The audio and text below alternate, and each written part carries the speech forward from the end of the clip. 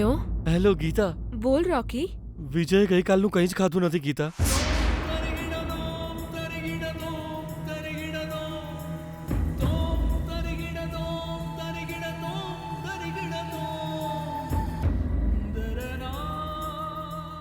મેં પ્રયત્ન કર્યો પણ એણે ખાધું નહીં.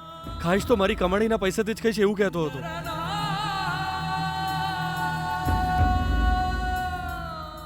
તું એને સમજાવ અને એને ખાવા માટે કન્વિન્સ કર ગીતા. પ્લીઝ. અત્યારે તમે ક્યાં છો? પાર્કની પાસે છે ગીતા. હું તને એડ્રેસ મોકલી આપું છું. જલ્દી આવી જા ગીતા. હા.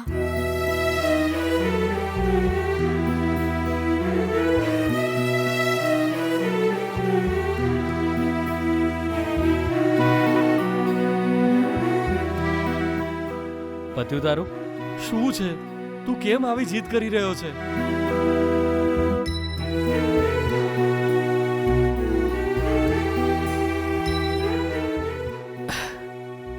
આજ પહેલા ભૂખ કેવી હોય એ વાત મને ખબર જ નહોતી, પણ આજે ભૂખ કોને કહેવાય ને એ બહુ સારી રીતે સમજી ગયો છું. શું કહે છે? વાસણ માંજવા વાળો નથી આવ્યો? બધા વાસણ ગંદા થઈ ગયા. યાદ નહીં આવ્યો કાકા.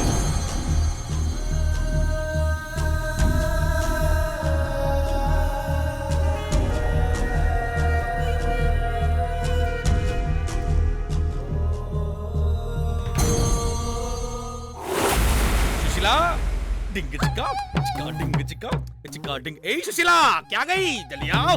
डिंग चिका डिंग चिका आई गई તું. તારો હાથ આપ. ચલ ડાન્સ કરીએ. અરે ડાન્સ કર. અરે શું થઈ ગયું છે તમને? અરે આજે હું બહુ ખુશ છું સુશીલા. ચાલ ને ડાન્સ કરીએ. પણ તમે આટલા ખુશ કેમ છો એ તો કહો. અરે તારી દીકરીએ બહુ સરસ કામ કર્યું છે સુશીલા, એટલે હું ખુશ છું. સરસ કામ કર્યું છે પણ શું? અરે કહું તને હું, તારી દીકરી ગીતા વિજય માટે ટિફિન લઈને ગઈ છે એટલે. તો એ સારું કામ કેવી રીતે થયું? અરે સારું જ કહેવાય મારી કમક્કલ બૈરી સુશીલા. ગીતા વિજય માટે ટિફિન લઈને ગઈ છે એટલે વિજય આ ચેલેન્જ હારી ગયો છે. એટલા માટે કે એક આખા મહિના માટે વિજય પોતાના જ પૈસાથી જમવાનું મેળવવાનું હતું, પણ આ બીજા જ દિવસે આપણા ઘરનું ખાવાનું ખાશે. એટલે તું સમજીને કે હારી ગયો છે. એટલે જ્યાં બેઠો હશે ને ત્યાં જઈને એ હારી ગયો છે એ વિશે એને હું જાણ કરીને પાછો આવું છું.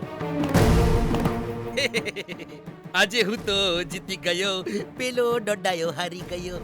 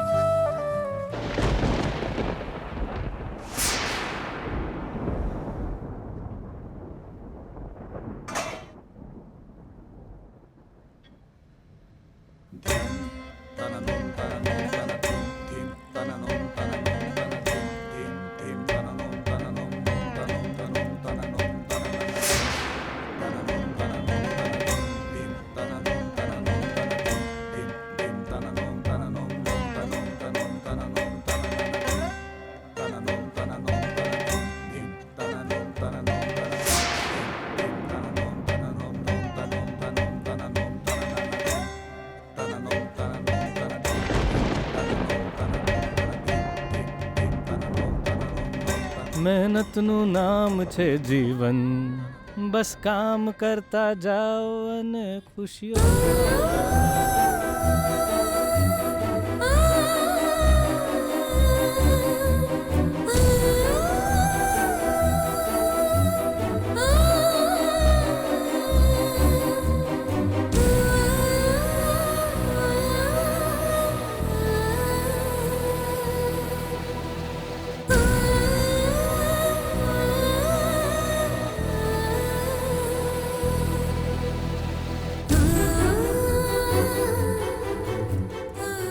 શું સર, તમે વાસણ કેમ માંજી રહ્યા છો? છોડો સર, છોડો.